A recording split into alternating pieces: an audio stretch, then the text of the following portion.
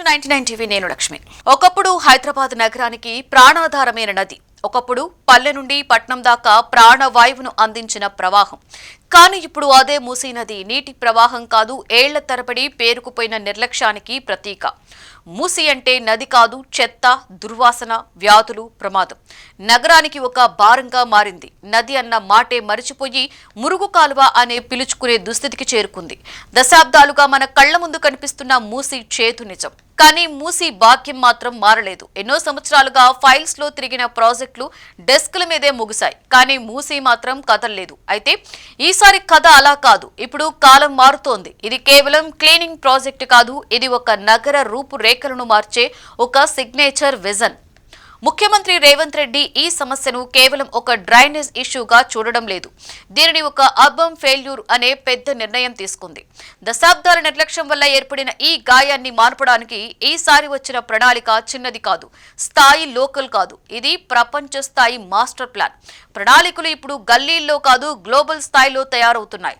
లండన్లోని Thames, సియోల్లోని చియాంగేచోన్, Singapore river, ఇలా ప్రపంచంలో చచ్చిపోయి మళ్లీ పుట్టిన నదుల చరిత్రను అధ్యయనం చేసిన అంతర్జాతీయ నిపుణులు ఇప్పుడు హైదరాబాద్ గడ్డపై అడుగుపెట్టారు. లక్ష్యం ఒక్కటే, మూసీని నాలాగా కాదు, మళ్లీ ఒక జీవనదిగా మార్చటం. ఈ మాస్టర్ ప్లాన్ వెనుక ఉన్న కన్సల్టెంట్ల స్టడీ చాలా క్లియర్. మూసీని శుభ్రం చేయాలంటే కేవలం పేరుకుపోయిన చెత్తను తీస్తే సరిపోదు, మూలాల నుండి మార్పు రావాలి. మొదటి సవాలు చెత్త ప్రవాహానికి అడ్డుకట్ట. నగరంలోని నాలాల నుండి నదిలోకి వచ్చే ప్రతి చుక్క మురుగునీటిని అడ్డుకోవడమే మొదటి లక్ష్యం. 100% సీవరేజ్ ట్రీట్మెంట్ ప్లాంట్ల ఏర్పాటు, ఇండస్ట్రియల్ వ్యర్థాలను నదిలోకి వదిలే సంస్థలపై జీరో టాలరెన్స్ విధానం. అంటే ఇకపై మూసీలోకి ఒక్క చుక్క కలుషిత నీరు కూడా చేరడానికి వీల్లేదు. ఇది ఒక నెలలో ముగిసే పని కాదు, ఇది ఏళ్ల తరబడి సాగే ఒక మిషన్. ఈ బృహత్తర ప్రాజెక్టును 4 ప్రధాన దశలుగా విభజించారు. మొదటి దశ అత్యాధునిక సీవరేజ్ మేనేజ్మెంట్. నదిని మురుగు నుండి శాశ్వతంగా వేరు చేయడం, నదిలోకి డ్రైనేజ్ నీరు పోకుండా అడ్డుకోవడం.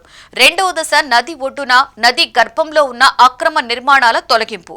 ఏ స్థాయి వారైనా నది ఆక్రమణల విషయంలో ప్రభుత్వం వెనక్కి తగ్గేది లేదని చాటి చెబుతోంది. మూడవ దశ గ్రీన్ బఫర్ జోన్ ఏర్పాటు, కాలుష్యానికి ఒక సహజమైన గోడల చెట్లను నాటడం, పర్యావరణాన్ని కాపాడడం. నాలుగవ దశ పబ్లిక్ స్పేస్. మూసీ అంటే ముక్కు మూసుకునే కాలం పోయి ప్రజలు ఆహ్లాదంగా గడిపే వాక్వేస్ అంటే వాకింగ్ వే, సైకిల్ ట్రాక్స్, పార్కులు, కల్చరల్ జోన్స్ గా తీర్చిదిద్దడం. ఈ ప్రాజెక్టు కేవలం సుందరీకరణ కాదు, ఇది వరదలకు శాశ్వత పరిష్కారం. ఇది భూగర్భ జలాలు పెంచే బృహత్తర కార్యక్రమం. ఇది నగర భవిష్యత్తుకు ఇన్సూరెన్స్. రేవంత్ రెడ్డి స్పష్టంగా చెప్పారు, మూసీ శుభ్రం అంటే హైదరాబాద్ భవిష్యత్తు శుభ్రం. ఈ మాట ఇప్పుడే కాదు, రాబోయే సంవత్సరాల అర్బన్ పాలసీకి ఫౌండేషన్.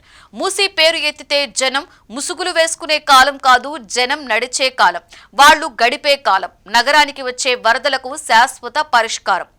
ఏ విప్లవాత్మక నిర్ణయానికైనా విమర్శలు ఉంటాయి. మూసీ సుందరీకరణ పైన వస్తున్నాయి. ఖర్చు ఎక్కువ, సమయం పడుతుంది, ప్రాబ్లమ్స్ వస్తాయి, నిర్వాసితుల సమస్యలు వస్తాయి అనే మాటలు వినిపిస్తున్నాయి. కానీ రేవంత్ ప్రభుత్వం వెనక్కు తగ్గే గవర్నమెంట్ కాదు. ఎందుకంటే మూసీని వదిలేస్తే హైదరాబాద్ భవిష్యత్తును వదిలేసినట్లే అని రేవంత్ రెడ్డికి తెలుసు. 2025 చివరి నాటికి ఈ మూసీ మాస్టర్ ప్లాన్ కేవలం ఒక ఫైల్ కాదు, కేవలం ఒక పవర్ పాయింట్ కాదు.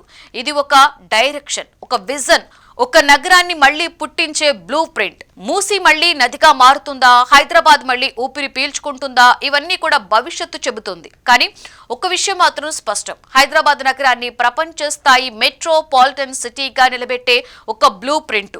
తెలంగాణలో మూసీని నాలా అని పిలిచే కాలం చరిత్రగా మారబోతుంది. ఇదే మూసీ ప్రక్షాళన, ఇదే Revanth Reddy urban signature vision. చెత్త పేరుకుపోయిన చోట చైతన్యం రావాలి, మురికి ప్రవహిస్తున్న చోట స్వచ్ఛత వెల్లివిరియాలి. భాగ్యనగరానికి కొత్త ఊపిరినిచ్చే ఈ భగీరథ ప్రయత్నం సఫలమైతే చరిత్రలో రేవంత్ రెడ్డి పేరు సువర్ణాక్షరాలతో లిఖించబడుతోంది. మూసీ పునర్జన్మ హైదరాబాద్ నవశకానికే నాంది.